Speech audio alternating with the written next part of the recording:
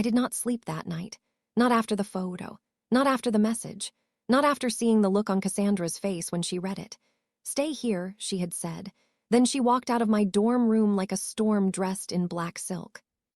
And I was left behind with a phone full of panic, a heart beating too fast, and one terrifying thought repeating in my head. Someone had been watching us. Olivia came back into the room 2 minutes later with a face mask in one hand and instant regret all over her face.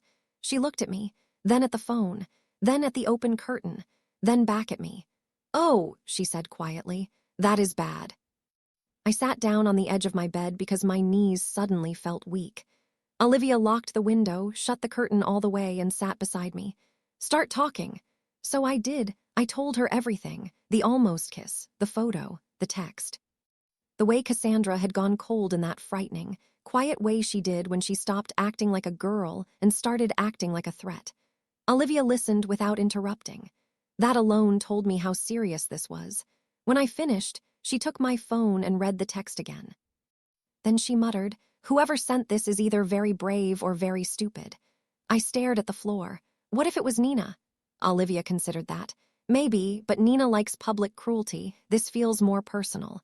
That did not make me feel better. My phone buzzed again. I grabbed it too fast. "Cassandra, just one message. No one will post anything tonight, I promise." I read it twice, then a third time. Olivia glanced at the screen. That is somehow comforting and deeply ominous. I should not have felt relief. I did anyway. That was the worst part of Cassandra. She could ruin my peace and restore it in the same breath. I typed back before I could overthink it. "Who was it?" Her reply came almost immediately. "I don't know yet." Then another, "But I will." I stared at the screen until the words blurred. Olivia gently took the phone out of my hand. "No more, you need sleep." "I can't. I know." She tugged my blanket over my legs like I was a child with a fever. Then she pointed at me. "And just for the record, if you and Cassandra had kissed before that phone call, I would have had to both support you and judge you." Despite everything, I laughed. A weak, tired sound, but it helped. A little. The next morning, the entire campus felt wrong.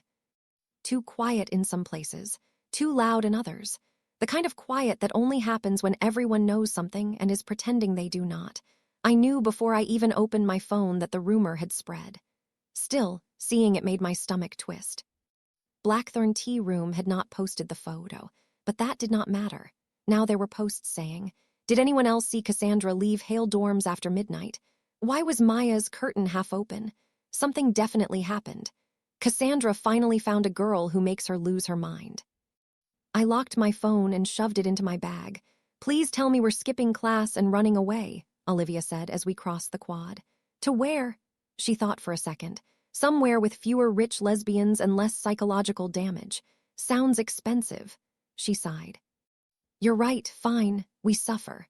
The problem with Blackthorne was that gossip moved faster than light. By the time I reached literature, 3 people had already looked at me, looked at their friends, and stopped talking. By the time I sat down, I felt like every inch of my skin was too visible. Then Cassandra walked in. The whole room shifted. It always did when she entered. But today was different. People were not just staring because she was beautiful.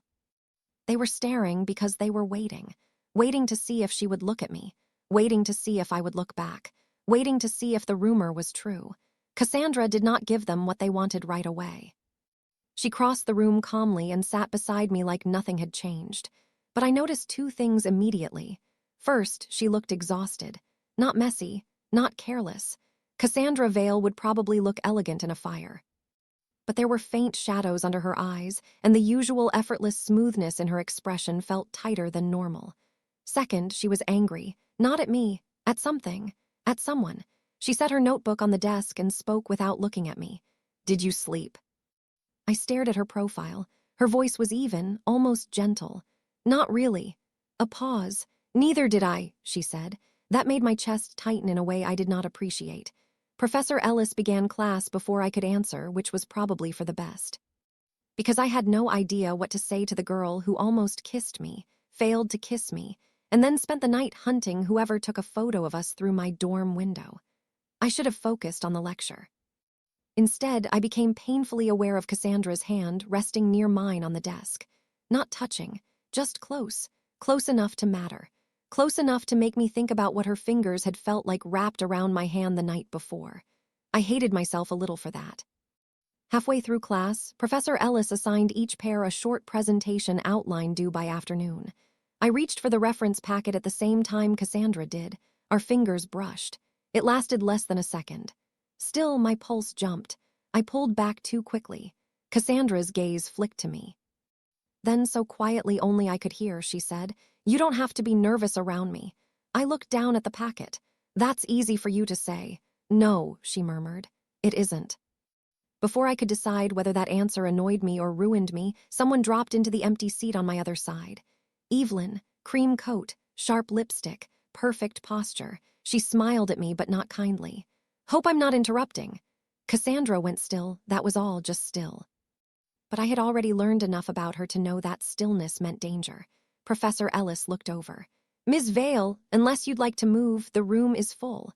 Cassandra smiled politely. "I wouldn't dream of it." Evelyn folded her hands on the desk. For the rest of the class, I was trapped between Cassandra on one side and her very composed ex on the other. It was unbearable. And somehow, yes, a little satisfying.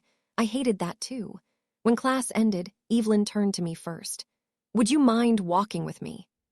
She asked. I blinked. "Why?" "Because unlike some people," she said lightly, without looking at Cassandra, "I actually know how to have a conversation without making it a power game." Cassandra shut her notebook. The sound was soft. Still, it felt like a warning. "Careful, Evelyn." Evelyn smiled. "Why, is she yours now?" The air vanished from the room. My face burned. Cassandra stood, slowly. Her expression was unreadable, which somehow made it worse.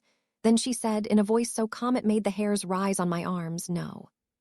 "That's why I am asking nicely." Evelyn's eyes widened just slightly. There it was again. That crack. That tiny flash that told me Cassandra was not just campus royalty. She was someone other powerful people hesitated around. Evelyn stood too. Then she looked at me. "Do not let her scare you into thinking obsession is romance." She left before I could answer. I looked at Cassandra. She looked at the door Evelyn had just walked through. Then she closed her eyes for 1 second, like she was forcing something back inside herself. "What was that?" I asked. "An old mistake with good posture." Despite myself, I laughed. Her eyes moved to my face at once. There was a strange softness in them, brief and bright and gone too quickly. "I need to know something," I said quietly. She nodded once. "Did you find out who took the photo?" That softness disappeared.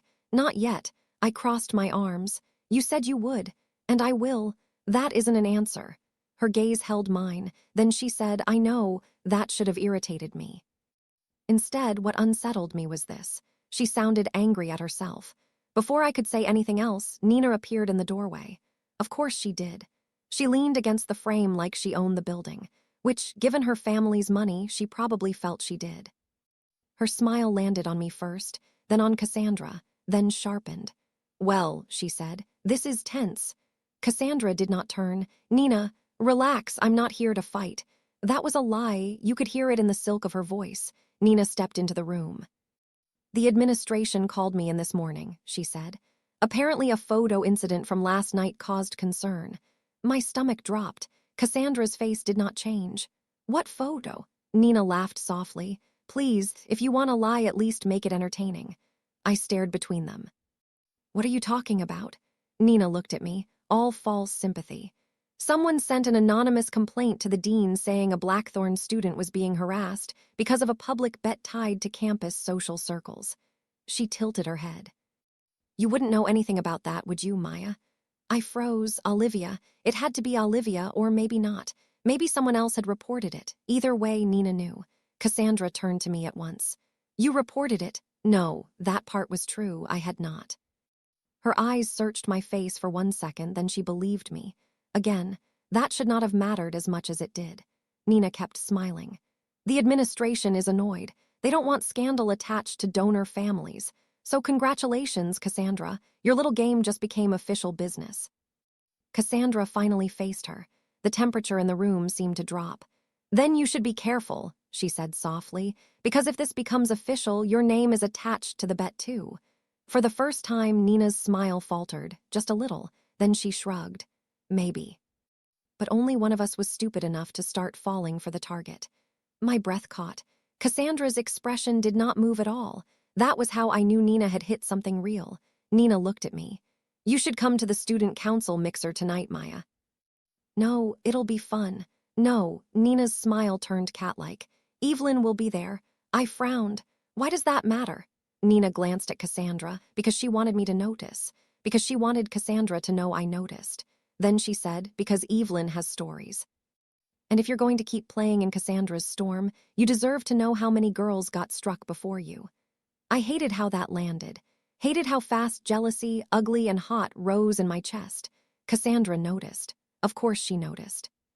That was the cruel thing about her. She always noticed the wound the instant it opened. Nina, she said. One word, warning. Nina only smiled wider. 7 tonight, she said to me. Try not to wear anything too innocent. It sends the wrong message. Then she walked away. I let out a breath I had not realized I was holding. Cassandra looked at me. I don't want you there. I lifted my chin. You don't get to decide that. No, she said quietly, but I can tell you it's a bad idea. That only made me want to go more. I hated that about myself, mostly because Cassandra knew it too. You think I'll listen just because you sound protective? I asked. Her eyes darkened. It would be easier if you did. There was too much in that answer. Too much heat, too much strain, too much honesty she had no business speaking out loud.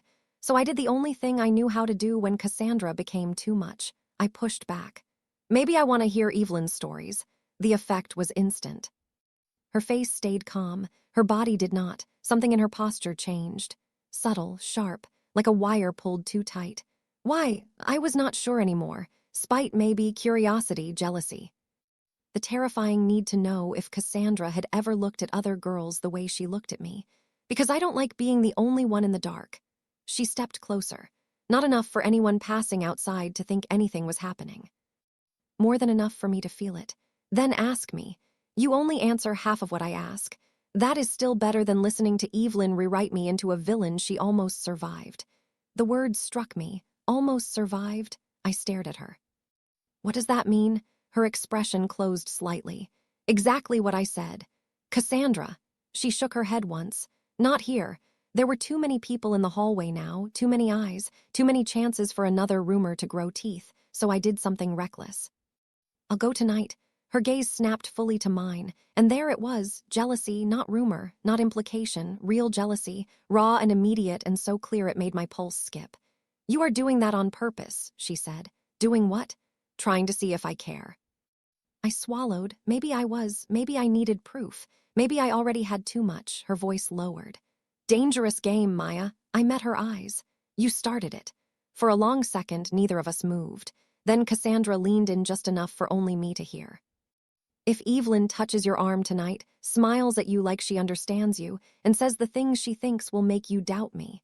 Her voice went softer, not calmer. I don't know if I trust myself to behave. My breath caught. That should not have thrilled me. It did. I hated that most of all. She stepped back before I could answer and picked up her bag. 7, she said. If you go, don't go alone. Then she left me there with a heartbeat that felt much too loud for an empty classroom. I should have stayed away from the mixer. I know that. Olivia told me not to go. Then, after I explained the Evelyn situation, she changed her mind instantly. No, actually, now we have to go. I stared at her while she curled my hair in the dorm mirror. We. Obviously we. You think I'm letting you walk into a rich girl emotional war without backup. This feels like a bad decision. All good stories begin with a bad decision. That, unfortunately, was true. By 7:30, we were standing outside the student council mixer in the old library annex. Everything about it felt designed to make normal people uncomfortable. Soft gold lights, string quartet covers of pop songs, expensive dresses. Boys in tailored jackets trying to look more important than they were. Girls who had definitely never checked a price tag in their lives. Olivia looked around and whispered, "If one more person says the word legacy, I'm stealing a candle."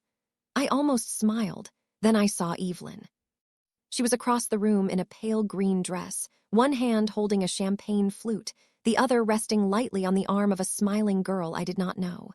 And standing 3 feet away from her, already watching me, was Cassandra. Black dress again. No coat this time. Her dark hair fell over one shoulder, and she looked so devastating that I instantly understood why half this campus behaved like gravity worked differently around her. Then I noticed one more thing. She was already angry, not because I had arrived, because Evelyn saw me too, and smiled. Oh. So this was really happening. Olivia squeezed my arm. Well, I suddenly understand every poor decision you've made this week. Please don't narrate my downfall. No promises. Evelyn reached me first, of course she did. Glad you came, she said. I almost didn't. She smiled. That would have been wiser. I glanced past her. Cassandra had not moved, but her eyes had. They were fixed on Evelyn's hand as it lightly touched the back of my elbow.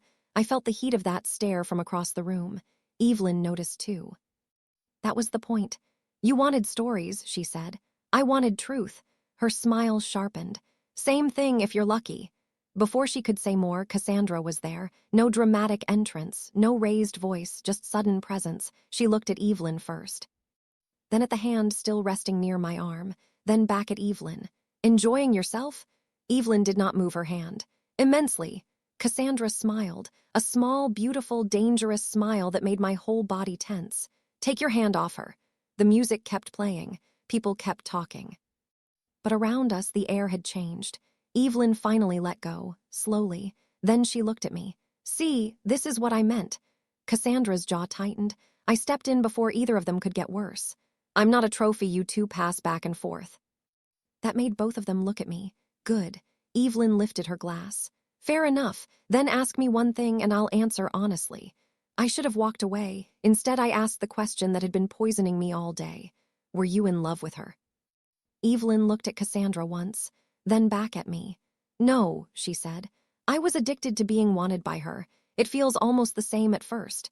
That hit harder than I expected, because some traitorous part of me knew exactly what she meant. I felt Cassandra's gaze land on me, heavy, intent, impossible to ignore. Evelyn went on. The problem with Cassandra is not that she lies. Her expression softened strangely. It's that when she finally tells the truth, it's usually already too late. I turned to Cassandra. Her face had gone unreadable again. Then she said, Are you finished? Evelyn laughed once. With me, yes. With her, not even close. She left before either of us could stop her. I stood there shaken, not because I fully believed Evelyn, but because I believed enough. Olivia suddenly appeared at my side with 2 sparkling drinks. I have no idea what's happening, she whispered, but the sexual tension is now visible to the naked eye. I snorted despite myself. Cassandra looked at Olivia, then at me. Can I borrow her? Olivia glanced between us and immediately handed me a glass like she was transferring custody. Return her emotionally stable, please. Cassandra led me out of the main room and into the dark side corridor between the archives and the east stairwell. It was quieter there, cooler. Far enough from the party that the music became a distant pulse instead of a public humiliation soundtrack. I turned to face her. Well, she looked at me for a long moment, then said, You came. You knew I would. Yes. That should not have made my stomach flip. What did Evelyn mean? I asked. Her eyes moved over my face like she was deciding how honest to be. Then she leaned back against the wall and exhaled slowly. When I was younger, she said, I liked being admired. I folded my arms. That's not exactly shocking. A small smile flickered, gone in a second.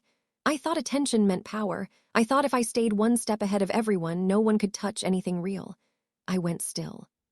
Because that did not sound like the Cassandra everyone else knew. That sounded like someone underneath her, someone I was not supposed to see yet. So Evelyn was right, I asked quietly.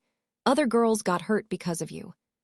Pain crossed her face so fast I almost missed it. Yes, the honesty landed between us like a dropped blade. I swallowed. Then why should I believe this is different? She pushed off the wall, stepped closer. Not too close, just enough. Because I have never lost sleep over anyone before you. My heart gave one awful, helpless beat. I said nothing. She kept going. I have never left a fundraiser because another girl might be crying in her dorm. Another beat. I have never wanted to tear a room apart because someone touched a person I was trying not to care about. That one hit the deepest. Maybe because I had seen it. Maybe because part of me had wanted to.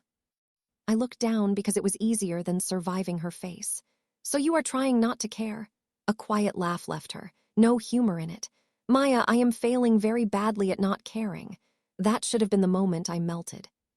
Instead, I asked, then why were you so awful to me before the bet? Silence, long enough that I lifted my head. Cassandra was watching me like the answer hurt. Because I knew who you were, she said. Everything in me went still. What?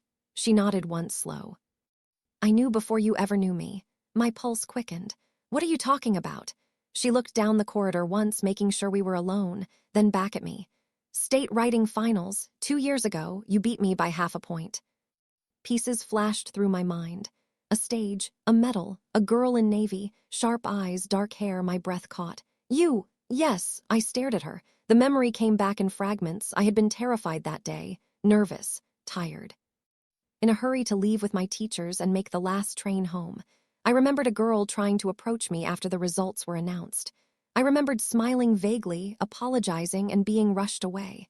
I remembered not thinking about it again. Oh no, Cassandra's mouth twisted faintly. Exactly. I felt heat crawl up my face. You bullied me because I forgot you? That sounds insane when you say it like that. It is insane. Yes, I stared at her. Then, to my horror, I started laughing, disbelieving, breathless, a little hysterical. Cassandra watched me, almost wary. When I finally managed to speak, I said, you made my first semester miserable because I accidentally walked away from you at a writing competition. Her expression shifted, not defensive, almost embarrassed. It was the most human I had ever seen her. I was angry, she said. That is not normal anger. I know, you stole my pen. Yes, you tracked my coffee order. Yes, you accepted a public bet instead of acting like a normal person. A pause, then very quietly, yes. I put a hand over my eyes. This is deranged. It is. I dropped my hand. Why are you so calm about that? A flicker of a real smile touched her mouth. Because if I admit I sound terrifying, maybe you'll stop looking so ready to run. That ruined me a little, because beneath the arrogance, beneath the manipulation, beneath all of it, there was something almost raw in her tonight, something honest, something frighteningly close to vulnerable. I should have stepped away. Instead, I asked the worst possible question.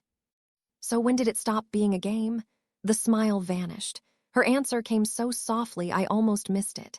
The moment you looked at me in the cafeteria like I had become the kind of person even I would hate. My chest tightened. Neither of us moved.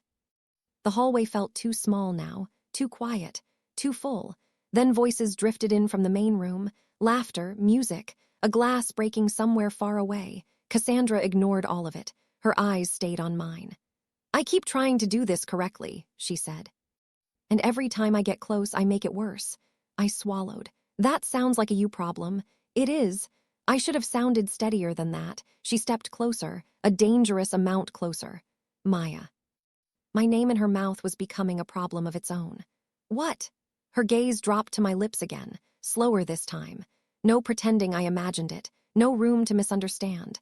Then she said, almost like confession, you are making it very hard for me to stay reasonable. My heartbeat turned traitor. I hated how badly I wanted to know what unreasonable Cassandra looked like, which was why I said, maybe I like seeing you struggle. That landed. God, it landed. Her eyes darkened. A visible crack ran through the careful controls she had been wearing all evening. There you are, she said softly. That part of you. What part? The part that knows exactly what you're doing to me. I should have denied it. I did not. Maybe because I was tired. Maybe because she was beautiful. Maybe because I had spent too long being the only one off balance. So I took one step closer and said, maybe now we're even. The breath left her all at once. For a moment, she just looked at me. Like I had become something impossible. Then her hand lifted.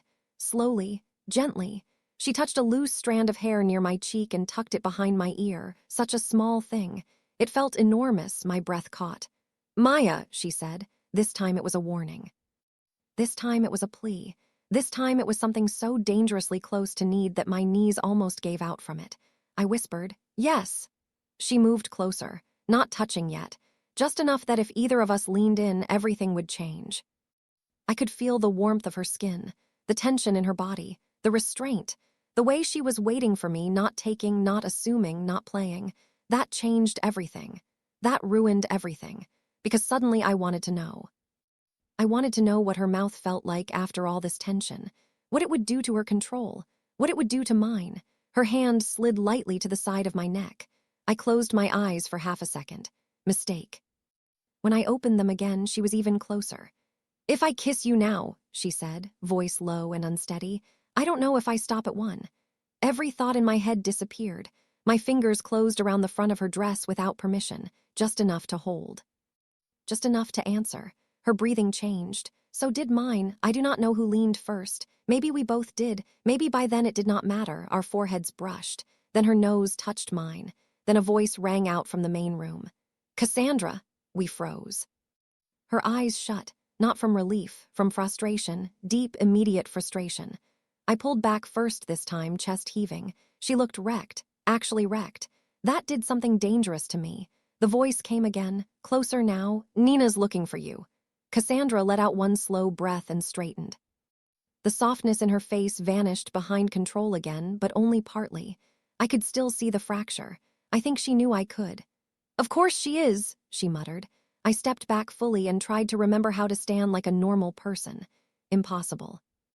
My lips still tingled from almost. Almost was becoming its own kind of torture. Cassandra looked at me for one more long second. Then she said, very quietly, "This conversation isn't finished." It sounded less like a promise and more like fate. Then she turned and walked back toward the light. I stood in the corridor alone, breathing too hard, fingers still curled from where they had gripped her dress, and one terrible realization settled into my chest. This had gone too far.